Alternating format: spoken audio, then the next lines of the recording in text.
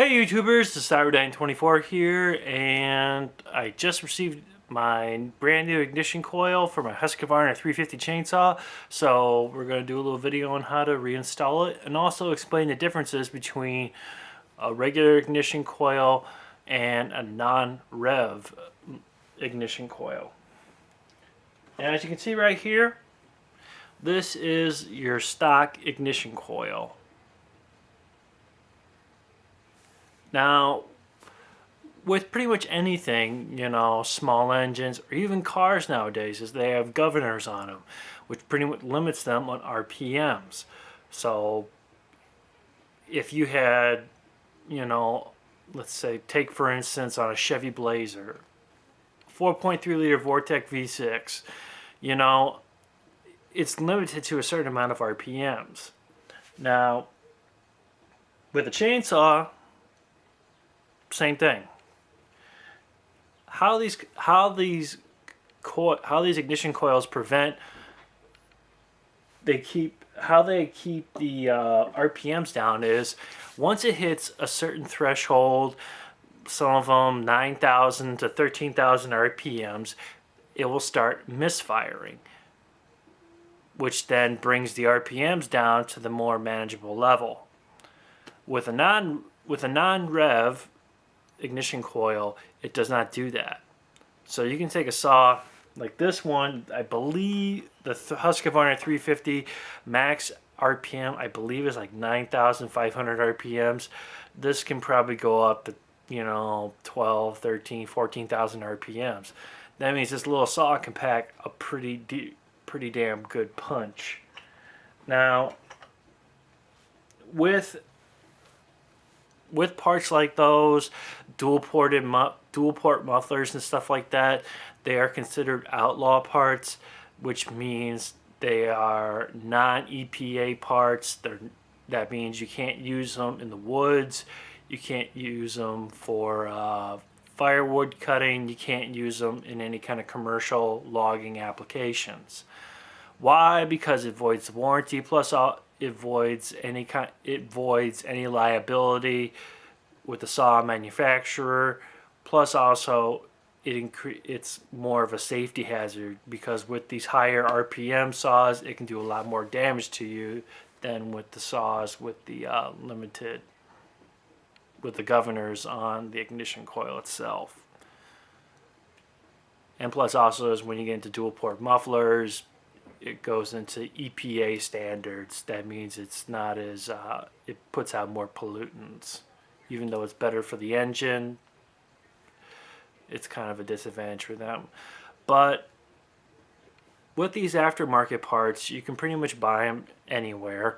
Bailey's will sell the the non-rev limited coil. They do have a sale going on. I did receive a new catalog. They have it for like $39.99. I would have bought it from there, but the shipping and handling was kind of a little bit expensive, so I picked this off of eBay for $34.99 with like $5-6 shipping and handling, so came out to $40. So it was all on the up and up. Now, let's actually install this brand new ignition coil. Let's get this thing in closer so I can show you how it's done. As you can see right here,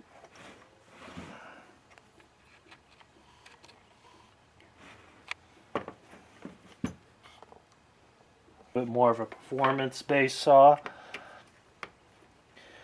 Now, with this particular ignition coil, this can work for tons of other Husqvarna saws, like 345s, 353s, 346 XP,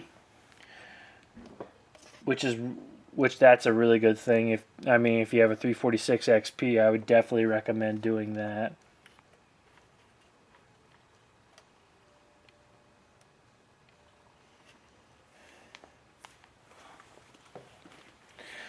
Now, as you can see, we have this brand new ignition coil sitting in. As you can see right here, it's sitting in You know, kind of like this because it's kind of easier to see. And one thing we're going to do is, all I'm going to do is take a nice handy dandy little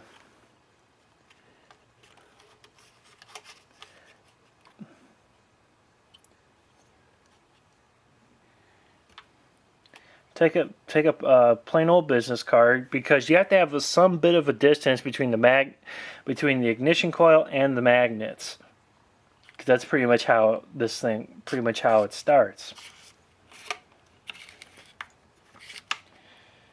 And as you can see, where my fingers are pointing at right here, these are the magnets. You want a little bit of separation.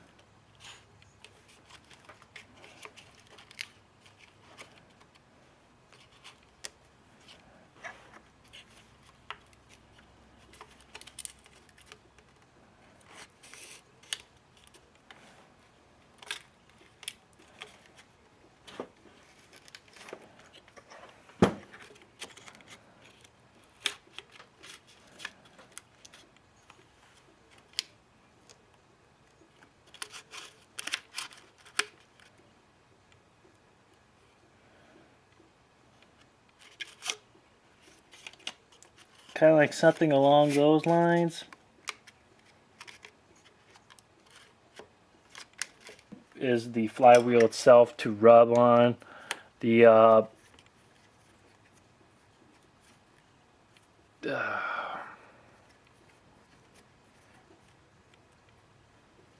to rub on this.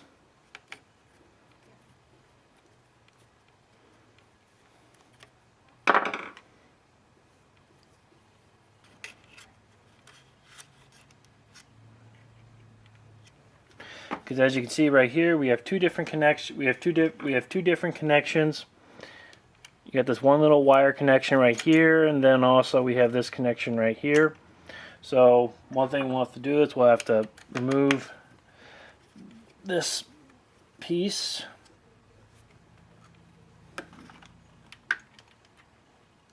Because if we don't install this correctly, it's not going to work well, especially with the on-off switch.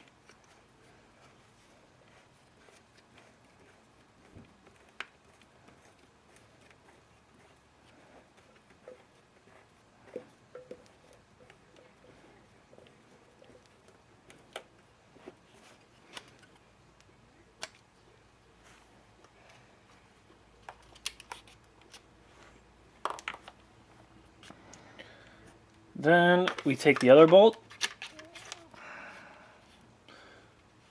other Allen bolt, and we stick it into the other slot right here. We tie that down also.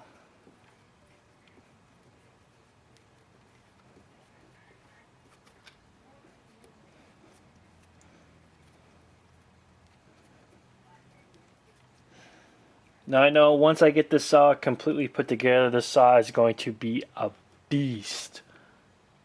I tell you what, people, I just tell you what, it's going to be an absolute beast when I get to it. When I get to finish putting this thing together.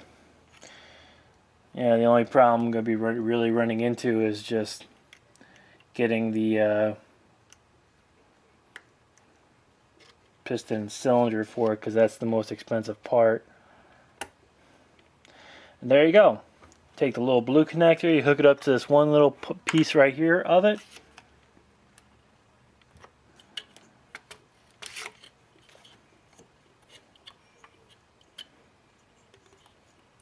And then we just go over here.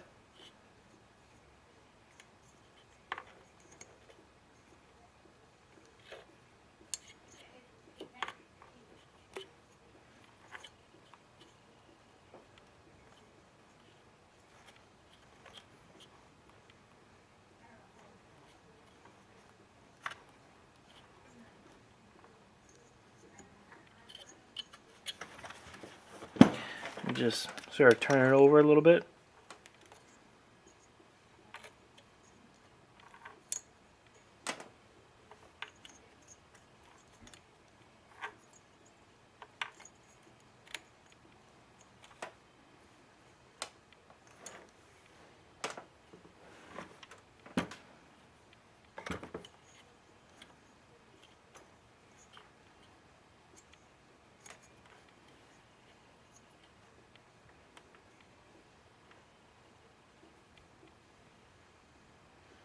There we go.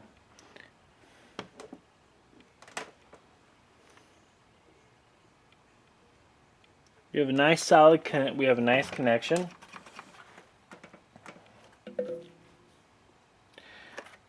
And as you can see, there you go.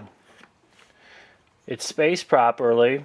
Of course, using a business card, you can use any plain old business card, which will give you plenty enough gap distance between the flywheel magnets and also the ignition coil. So as you can see, that's one extra part that has just been installed into it. The most important parts that I'm really waiting for are the piston and cylinder. Now those are pretty much the big expensive parts, but hopefully by next paycheck I'll be able to buy those and we'll actually be able to get this thing